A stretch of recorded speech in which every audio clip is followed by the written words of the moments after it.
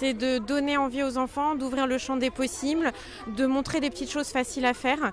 Les 7, 8 et 9 juin, les Journées nationales de l'agriculture vous proposent dans toute la France 3 jours de rencontres, d'animation, de dégustation. Tout le programme sur journéeagriculture.fr. Nous y sommes. Bonjour Claire. Bonjour. Bon, Claire aussi qui est derrière, deux Claire aujourd'hui pour le prix d'une. Ici sur, je dirais, le module à Prifel, on est au cœur des Journées nationales de l'agriculture. Beaucoup de brouhaha, les classes nous ont déjà envahis ici aux arènes de Lutèce. On le voit, il y a toujours une belle sensibilité dès qu'on parle de fruits et de légumes. Je viens de découvrir, moi, un nouveau fruit, un mix entre la pomme et la poire, une dinguerie. C'est chouette ça. On invente encore des fruits et des légumes. Ouais, on invente encore des fruits et légumes. Surtout, on essaye de faire découvrir déjà toute la diversité et de montrer un maximum de possibilités. Les fruits et légumes, c'est une très très grande famille d'aliments. Et c'est vrai que c'est des enfants qui nous disent qu'ils n'aiment pas les fruits et légumes, c'est toujours un peu étonnant parce que parmi tous ceux qu'on peut proposer, on se dit qu'il y en a forcément un qu'ils peuvent aimer. Donc on est là pour ouvrir le champ des possibles, surtout aujourd'hui. C'est important aussi, on joue avec les saisons. On va dire que notre équilibre, notre santé, elle marche forcément avec nos légumes, avec nos fruits. C'est important de manger des choux quand c'est la bonne période et puis du melon quand le soleil forcément revient. Et puis surtout, on en a envie, on se rend compte que nos fruits d'été, souvent, ils sont gorgés d'eau.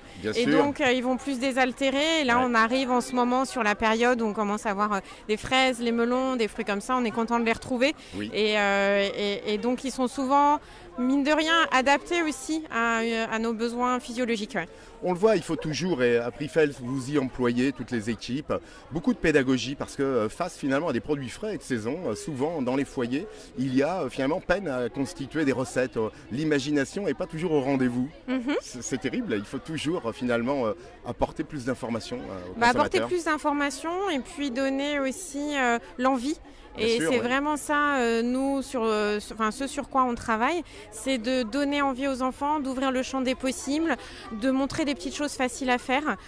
Finalement, voilà, croquer dans des tomates cerises, c'est pas très compliqué. Non. Et on n'est pas forcément obligé de rentrer dans des recettes élaborées, mais déjà en permettant la découverte et en éveillant la curiosité des enfants, c'est vrai que derrière, on espère en faire de meilleurs consommateurs. Et le levier, il passe plus par l'envie que par la connaissance nutritionnelle et santé. Je l'entends. Surtout cette envie est exacerbée aussi par ce jeu de formes, de couleurs et bien sûr de goût.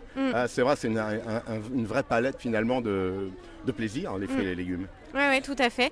Et on a fait justement un petit jeu, vous parlez de jeu, je rebondis là-dessus, qui s'appelle J'en mange 5 et qui est basé justement sur un principe un peu de morpion dans lequel on doit aligner des pions de couleurs différentes.